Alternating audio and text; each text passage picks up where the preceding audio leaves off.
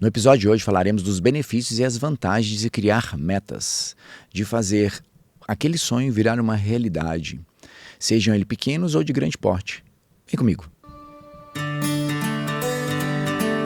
Bem-vindos ao podcast Vai com Garra, onde eu incentivo a sua ação, te encorajando a tomar a atitude do primeiro passo, pelo menos. Foi assim comigo e acredito que falando vou ajudar mais pessoas. Eu espero de coração que tudo que seja dito te ajude de alguma forma.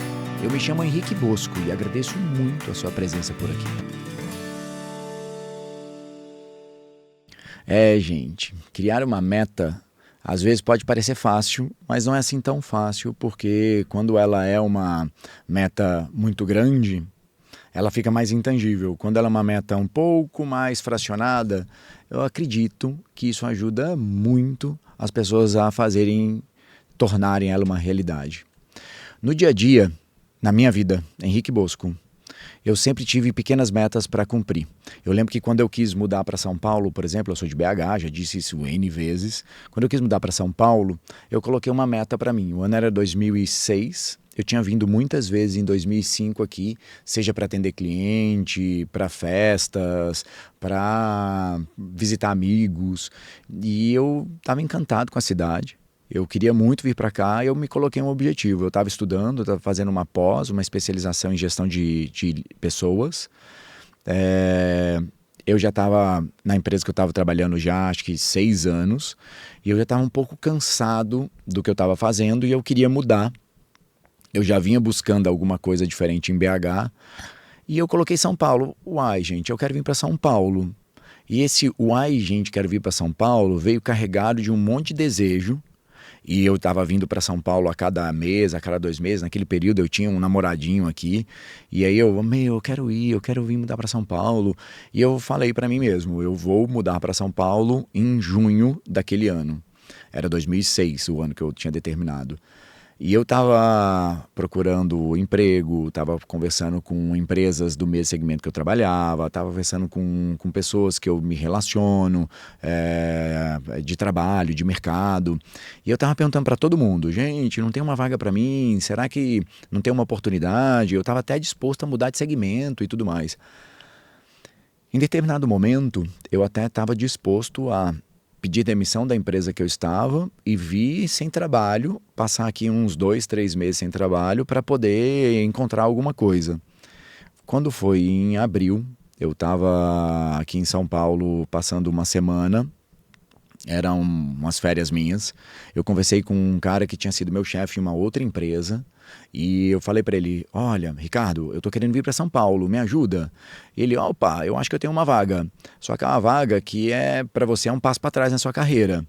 E eu falei assim, não tem problema. Conversei com a pessoa que ele tinha indicado e deu certo. E quando foi dia 16 de maio, eu cheguei em São Paulo com tudo dentro do meu carro. Eu tinha estipulado uma meta na minha vida e tinha ido atrás dela.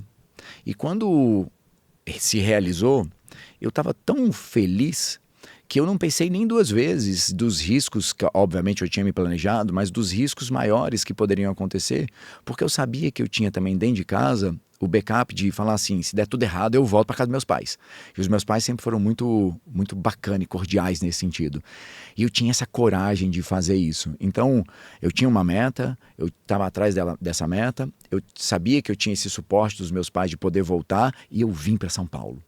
Quando eu cheguei aqui, eu não gostei muito do que eu estava fazendo. E aí eu falei assim, eu preciso trocar de emprego porque eu não estava gostando do que eu estava fazendo. Com 5, 6 meses eu já estava bem infeliz. E eu comecei a correr atrás de outra vez mudar de emprego e comecei a conversar com as pessoas, mas eu já estava em São Paulo e graças a Deus eu consegui fazer essa mudança, ir para um outro lugar e realizar o sonho de estar em São Paulo, com um pouco mais de segurança, com um pouco mais de alegria do trabalho que eu estava fazendo. E tudo isso foram pequenas metas que eu fui criando. A importância de se criar uma meta é você saber que você está com um objetivo e você vai fazer de tudo para aquilo acontecer. Não adianta você criar uma meta e não fazer e não tomar as atitudes corretas. Porque uma meta, ela tem que ser realizada. Se ela não for realizada, é só um sonho e beleza, tá tudo bem. Mas uma meta, quando ela tem a atividade, o dia a dia, ela se torna uma rotina, ela se torna um desejo real, ela vai acontecer. E é muito engraçado perceber que quase sempre todas as metas que nós criamos, elas mudam de formato. Porque a gente tem que ser flexível de perceber que no dia a dia a gente vai observando e vai realizando de que não era bem aquilo daquela forma que a gente queria.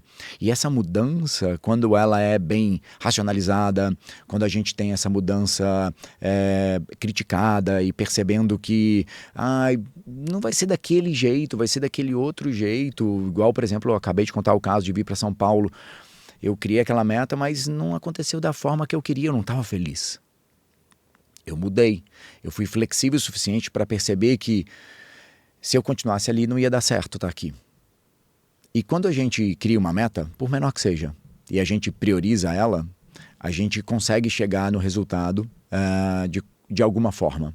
Em alguns episódios para trás eu falei do fiz o que pude, e eu falo muito da necessidade da gente priorizar as atividades, as nossas rotinas, para não ter o burnout, não ter uma ansiedade, para não estourar, porque isso acontece muito, porque muitas vezes a gente vai somando as metas e quero fazer isso, eu quero fazer aquilo outro, eu quero colocar mais isso na minha vida, e a gente não vai priorizando, a gente vai só somando, e isso é muito prejudicial para a nossa saúde. Dizer não, saber gerenciá-las.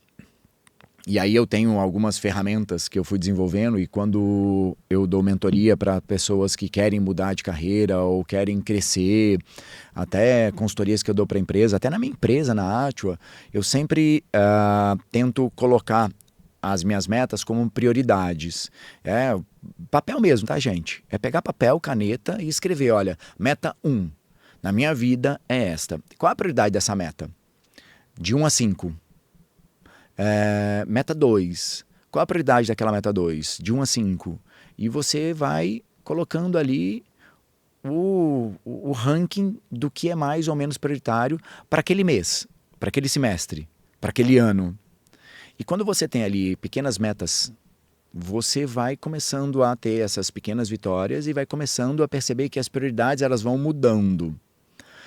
Eu tenho uma...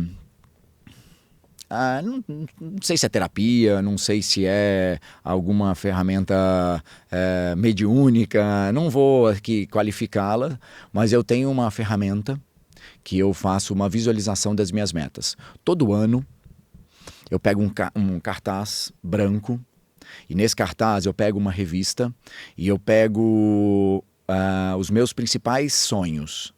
Eu vou transformar agora os sonhos em realidade, então eles se tornam uma meta. Então eu tive há um tempo atrás um sonho de comprar um apartamento. Eu tirei um recorte de uma planta de um apartamento de uma revista e coloquei nessa cartolina branca. Eu tinha um sonho de aprender a esquiar. Eu coloquei um desenho, uma foto de uma pessoa esquiando ali naquela cartolina. Eu tive um sonho, e aí todos os meus sonhos foram sendo postos ali. Eu tive o sonho de ter uma empresa. Já teve em algum momento da minha vida que eu tive o sonho de casar. E aí eu vou colocando esses elementos ali para poder visualizar no dia a dia o que eu queria. E essa visualizar me faz lembrar, me faz reforçar o que eu tinha pensado há 1 ano atrás, há 6 meses atrás, do meu planejamento do ano. E aqui nós estamos falando de muitas vezes desejos que estão mais longes, são desejos que vai gastar mais tempo, mas também tem desejos a curto prazo. Como, por exemplo, mudar a alimentação. Eu já tive em algum momento da minha vida esse desejo e coloquei nessa cartolina a mudar minha alimentação. Viajar, receber meus pais mais em São Paulo. Eu já coloquei lá que eu ia instigá-los a vir mais para São Paulo, os meus irmãos, ver mais os meus sobrinhos, sair menos. Eu já coloquei ali uma vez, um ano, que eu estava cansado de sair, eu coloquei que eu quero sair menos, fazer outros tipos de programa. Na verdade, o desejo não foi sair menos, mas foi fazer outros tipos de programa, como, por exemplo, cozinhar. Já tive o desejo de aumentar minha espiritualidade, que eu coloquei ali. E quando você cria essa visualização, esse cartaz, ela vai se transformar em algo visível, que você está cocriando com o mundo, com o universo, aquele desejo. Você está cocriando consigo mesmo, mas com tudo que você interage, aquilo. E é importante você determinar o processo que você vai chegar naquela execução. Existe um paradoxo do objetivo que funciona mais ou menos assim. Uma vez que você cria a meta se torna a coisa menos importante no processo. Uma vez que você cria a meta, a parte mais importante é o processo para fazê-la acontecer, para ela se tornar uma realidade. Então, a meta, ela se torna uma realidade muito mais por conta do processo e da jornada do que pelo desejo. E também é muito importante a gente sempre perceber que uma meta, ela tem que estar carregada da flexibilidade possível da mudança. Não adianta eu colocar uma meta, eu quero comprar um apartamento. E aquela meta ser tão fixa que se de repente, em algum momento, aquele apartamento virar uma casa, virar um sítio, virar algo que, para a sua versão daquele momento, é prioridade. Então, quando você tem uma meta que ela é muito fixa, ela muitas vezes vai dar muito mais trabalho. Quando você tem uma meta mais maleável, mais flexibilizada, você consegue chegar, porque a jornada que vai dizer se ela está ou não está tão acertada, tão certeira, você vai perceber que aquilo é menos ou mais prioritário, porque há um ano eu desejei essa meta e nesse um ano aconteceu 1000 coisas. Nesse um ano eu conheci alguém e vou me casar. Nesse um ano eu resolvi fazer um curso de línguas em algum outro país. Nesse um ano eu tive que trocar meu carro. Nesse um ano eu mudei de emprego. E essa mudança de emprego eu tive que ganhar menos ou ganhar mais. E talvez seja mais rápido o acontecer da meta. Então, quando a gente flexibiliza, quando a gente observa ela de forma menos rígida, ela é mais facilmente acontece. E outra coisa que é muito importante, que a gente sempre esquece, é fazer a comemoração das pequenas vitórias. E a comemoração das pequenas vitórias, ela é muito importante, porque você se motiva e você tá ali, nossa, que legal, nossa, tá acontecendo, nossa, eu desejei isso em algum momento. E a gente esquece de que a gente desejou aquilo em algum momento. A vida que eu tenho hoje, ela foi desejada há 20 anos atrás. Eu me recordo subindo a Rajagabaglia, que é uma avenida lá em BH, desejando algumas coisas. Aconteceu isso algumas vezes e é muito engraçado porque nesta avenida, que eu visitava muitos clientes ali, e era muito trânsito, eu tinha muito este momento de racionalizar. Eu estava nessa avenida várias vezes, eu lembro isso muito. Eu sonhando, eu quero ter isso, eu quero fazer aquilo, eu quero poder conquistar aquilo, eu quero ter uma casa legal com uma ilha no meio da cozinha e da sala para eu poder cozinhar para as outras pessoas. Isso tudo foi desejado. Eu quero me vestir dessa forma, um pouco mais minimalista. Isso já há 20 anos atrás, 25 anos atrás, eu já tinha isso na minha cabeça. Eu não sabia como seria. Eu não sabia como que eu conquistaria, mas eu já sabia que eu me via daquela forma. Eu acabei de falar da gente visualizar os nossos sonhos.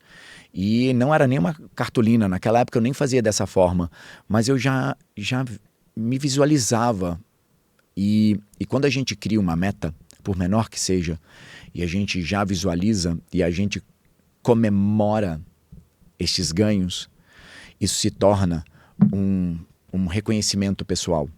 E não é que eu preciso do reconhecimento dos outros, é que eu estou me reconhecendo. Poxa, Henrique, que legal você conseguiu fazer aquilo. Nossa, que legal, você conquistou aquilo que você desejou. E aqui nós estamos falando não só de bens físicos, nós estamos falando de conhecimento, nós estamos falando aqui de estilo de vida, nós estamos falando aqui de garantir que as virtudes que cada um possui, ela realmente é revalidada naquele momento da sua vida e que você não abriu mão daquilo que você acredita. E por último, que eu acho que é um ponto muito importante, é a gente sempre ter um grupo de apoio. Então, na hora que a gente tem pequenas metas e a gente tem um grupo de apoio por trás, e um grupo de apoio não é financeiro e não é um grupo de apoio que vai ficar ali fazendo a mentoria daquilo para aquilo acontecer, dando um coaching e tudo mais. Não, é um grupo de apoio de amigos, de um psicólogo, de família, com a qual você divide algumas metas, você divide os seus sonhos e você conta para essa pessoa, e essa pessoa ela é um apoio para aquilo. Ela vê aquela jornada acontecendo. Ela vê aqueles desejos sendo realizados e te dá um apoio moral, um incentivo. Ela quer a pessoa que você pega o telefone e fala: nossa, conquistei aquilo, tô tão feliz. Ou eu vou realizar uma entrevista agora porque eu quero mudar de emprego e essa entrevista é para a empresa que eu desejei durante os últimos 3 anos. Dividir isso com alguém, criar essa relação de troca é tão importante quanto o processo da rotina e a priorização, porque você consegue trocar e escutar às vezes outros pontos de vistas, escutar às vezes críticas, seja positiva, negativa, conseguir fazer uma troca da flexibilização daquela meta, porque não vai dar tão certo dessa forma, eu vou precisar fazer outras coisas. Bom, no episódio de hoje, eu quis trazer muito a necessidade da gente ter esse desenvolvimento de metas e a gente criar pontos importantes no nosso dia a dia para a gente priorizar.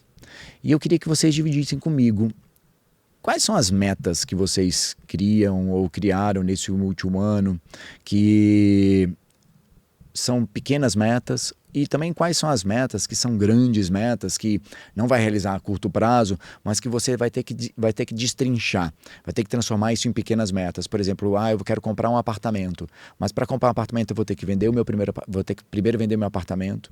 Eu quero comprar um apartamento novo na planta, um apartamento mais velho que eu vou fazer uma reforma, então eu vou ter que fazer uma reforma. Quais são essas pequenas metas também que você está desenvolvendo para chegar no seu grande objetivo? Bom, era isso. Eu queria muito que vocês me ajudassem também a compartilhar, a curtir, a assinar o canal, que isso ajuda muito o nosso engajamento. Isso me ajuda muito e me motiva muito a cada vez mais trazer mais conteúdo para cá. Muito obrigado por vocês escutarem o Vai com Garra. Eu tenho tido muita alegria dos resultados que ele tem dado e das interações que tem acontecido. Muito obrigado mesmo por vocês escutarem mais um episódio. Até a próxima.